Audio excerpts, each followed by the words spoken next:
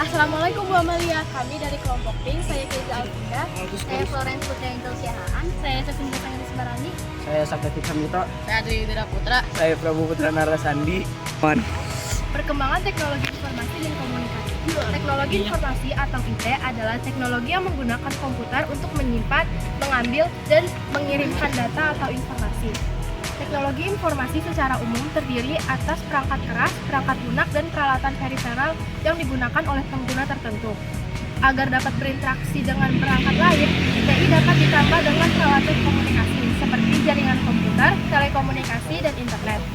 Pengertian tersebut muncul pada tahun 1958 sebagai artikel di Harvard Business Review yang dikarang oleh Harold G. Levin dan Thomas L. Whisler. Di masyarakat dapat melihat revolusi TIK yang sangat maju.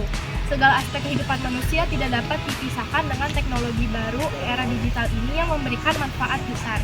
TIK telah memberikan cara baru dalam berkehidupan untuk menggantikan aktivitas di rumah, pekerjaan, pendidikan, perdagangan, kesehatan, perbankan, dan bersosialisasi.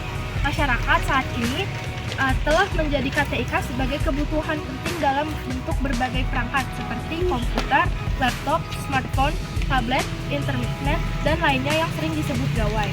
Perkembangan komputer dari awal kemunculannya hingga sekarang menjadi cellphone atau ponsel adalah suatu revolusi. Ukuran komputer menjadi makin kecil, tetapi memiliki kemampuan yang makin besar. Saat ini, smartphone telah dapat menggantikan berbagai macam peralatan, seperti dapat digunakan untuk mendengarkan lagu yang berarti telah menggantikan radio, menulis surat berarti menggantikan mesin tik, dan masih banyak lagi. Pengaruh TIK terhadap kehidupan masyarakat. Aktivitas keseharian. Saat ini kita juga dapat dengan mudah membaca koran secara online, bertemu dengan saudara secara virtual, atau dengan saudara secara video conference, berkirim surat melalui surel, dan masih banyak yang lain. Dengan teknologi Internet of Things, kita juga bisa mengatur suhu. B. Pendidikan atau e-learning. Saat pandemi COVID-19 tahun 2020, proses pembelajaran di kelas digantikan dengan pembelajaran daring menggunakan media e-learning. E-learning adalah pembelajaran yang dilaksanakan secara elektronik baik dalam hal interaksi antar siswa dan guru, materi, dan aktivitasnya. Dalam e-learning, interaksi siswa dan guru dilakukan dengan video conference, materi disajikan dalam bentuk video, e-book, dan file. Kegiatan pembelajaran bisa dilakukan dalam forum diskusi, kuis daring, dan tugas yang dikumpulkan secara daring. Interaksi antar siswa dilakukan dengan forum diskusi, sedangkan kolaborasi antar siswa dilakukan dalam bentuk berbagi dokumen atau papan bersama. C. Kesehatan. Ketika kita sakit, saat ini kita tidak perlu jauh-jauh pergi ke dokter. Kita bisa menggunakan telemedicine di mana kita bisa bertemu dengan secara virtual untuk berkonsultasi tentang sakit yang kita idap. Setelah melakukan diagnosa, dokter akan memberikan resep obat secara online yang langsung terhubung dengan apotek. Apotek selanjutnya akan menyediakan obat dan mengirimkannya ke alamat rumah kita. Pembayaran akan dilaksanakan secara online melalui e-payment lewat kartu atau kartu kredit. D. Perdagangan. Perdagangan online disebut e-commerce. Saat ini negara kita memiliki situs e-commerce besar seperti Tokopedia, Shopee, Bukalapak, dan lain-lain. Seseorang bisa membeli barang yang dijual di situs ini. Barang dagangan pada e-commerce terdiri atas dua macam, yaitu barang fisik dan non-fisik, seperti pulsa, lagu, e-book, dan lain-lain. Barang fisik membutuhkan transportasi, sedangkan non-fisik tidak perlu. Komunikasi dan hubungan sosial. TIK menyediakan fasilitas yang memudahkan kita untuk berkomunikasi dan berhubungan dengan orang lain. Komunikasi dengan orang lain saat ini sudah tidak mengenal batas geografis maupun negara. Dengan aplikasi email, chat, video conference, dan situs media sosial, kita dapat mengadakan komunikasi baik untuk urusan pribadi maupun urusan kerja dengan mudah dan cepat. Bahkan dengan aplikasi seperti Zoom, Google Meet, dan lainnya, kita dapat bertemu muka, berkomunikasi, dan berkolaborasi secara virtual. Potensi korban kejahatan. Kejahatan cyber makin meningkat dengan meningkatnya transaksi online dan kemudahan berkomunikasi lewat media sosial. Gawai yang kita gunakan dalam bertransaksi menggunakan e-commerce atau e-banking akan mengirimkan dan menerima data dari sistem. data yang dikirimkan atau diterima berpotensi untuk dicuri, dimanipulasi, dan digunakan oleh orang yang tidak bertanggung jawab. Perlindungan data dibutuhkan dalam hal ini untuk mencegah terjadinya kejahatan di internet. Perlindungan data dapat dilakukan dengan mengenkripsi data dan menjalankan prosedur untuk mencegah kehilangan data. Selain itu, data juga harus dilindungi dari virus dan malware. 2. Kecanduan internet dan game. Pengguna internet di kalangan anak muda dengan berbagai aplikasi media sosial dan game yang semakin menarik dapat menyebabkan kecenderungan yang terjadinya kecanduan internet dan game. Anak-anak akan cenderung individualis, introvert, dan tidak mampu bersosialisasi. Kecanduan internet dan game juga berdampak pada kesehatan karena dengan menggunakan komputer atau smartphone secara terus-menerus dapat menyebabkan gangguan pada mata, sakit leher, dan bahkan bisa menimbulkan kelelahan fisik maupun mental. 3. Cyberbullying.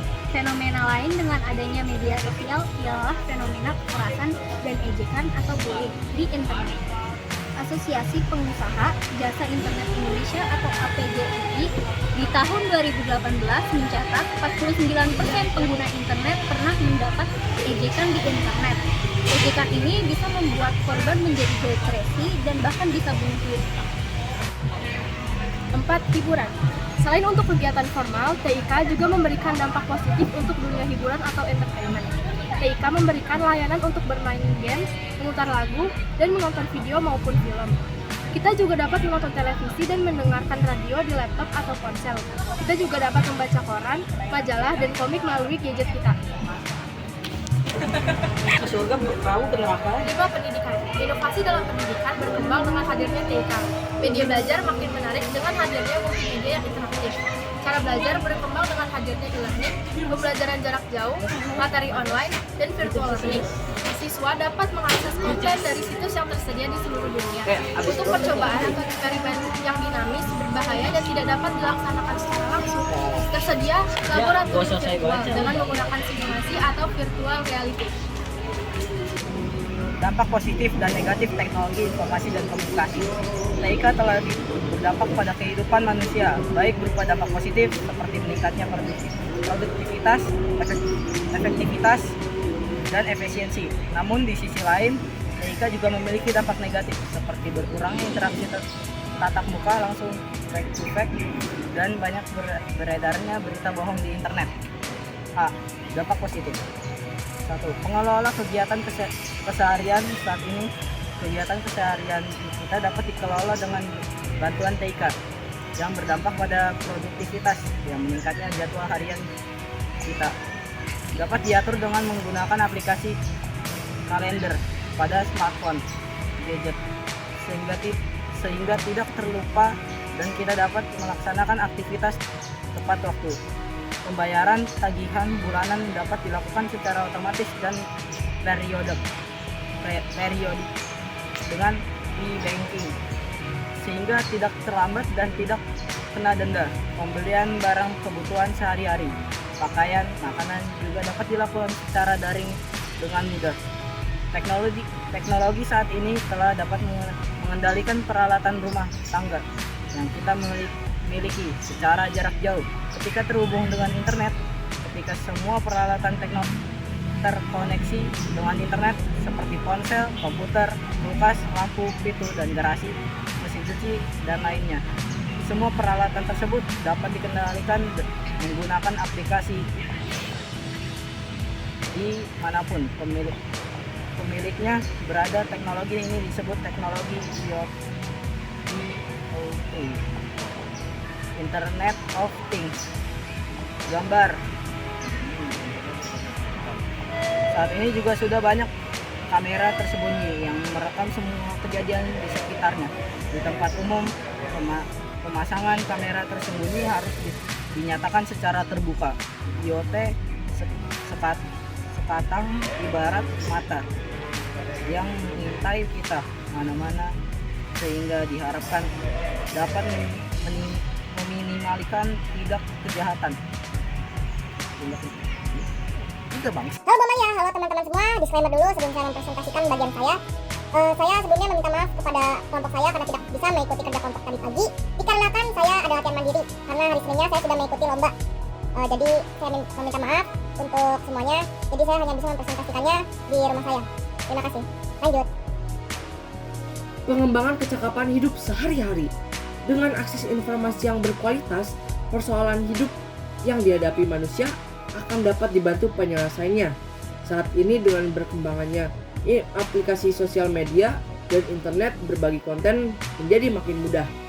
Banyak tutorial how to seperti bagaimana mengisi tinta printer, bagaimana mandi wajib, bagaimana memasang roda sepeda, bagaimana membentukkan mouse yang macet, atau persoalan sehari-hari lainnya. Dalam bidang kesehatan juga, akses informasi kesehatan yang bermutu tinggi dapat membuat masyarakat terhindar dari penyakit loh, atau membantu penyembuhan penderita suatu penyakit. Akses informasi bimbingan konseling yang valid dapat juga membantu menyelesaikan persoalan hidup yang ditemui. Masih banyak contoh lainnya dalam kecakapan hidup sehari-hari.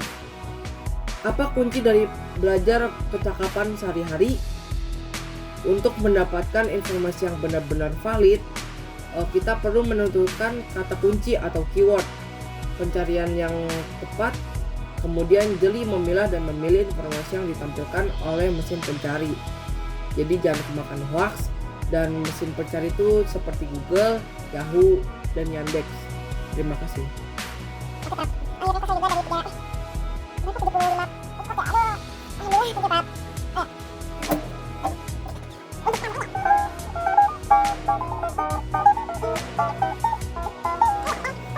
6. Lingkungan tanpa kertas atau paperless. Penggunaan TIK untuk berbagai kegiatan dengan menyimpan data dan informasi dalam berbentuk file menyebabkan menurunnya penggunaan kertas secara signifikan. Penurunan penggunaan kertas berdampak pada berkurangnya penebangan pohon, yang membuat lingkungan hidup kita menjadi lebih sehat dan mendukung keterawatan bumi. Assalamualaikum warahmatullahi wabarakatuh. Perkenalkan, nama saya Sofi Salsabila dari kelas 7A. Pekerjaan dengan perkembangan TIK. Terbuka lapangan pekerjaan yang memerlukan keahlian yang berkaitan dengan TIK. Pekerjaan tersebut bisa dilakukan dari rumah, diantaranya ialah pengembang web, pengembang aplikasi, programmer, administrator jaringan TIK, analisis data, dan lainnya. Saat ini banyak pekerjaan non-TIK yang juga bisa dikerjakan dari rumah dengan bantuan TIK. Misalnya sales atau penjual yang harus berkoordinasi dengan distributor, pengecer, dan pelanggan. Dapat dilakukan dengan video konferensi atau surel. Pekerjaan memberikan suguhan musik bisa dilakukan dengan live streaming.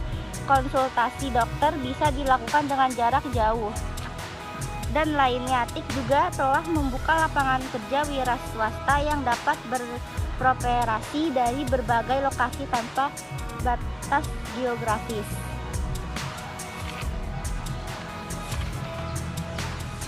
Berkurangnya aktivitas fisik. Makin sering kita beraktivitas online, aktivitas fisik kita makin berkurang. Kemudahan berbelanja dengan menggunakan e-commerce dan e-payment membuat kita jarang bergerak dan lebih baik. Nama saya Bintani Fakira Taraki, rangkuman TIK kelompok TING. 3. Pencarian informasi dan berbagi informasi.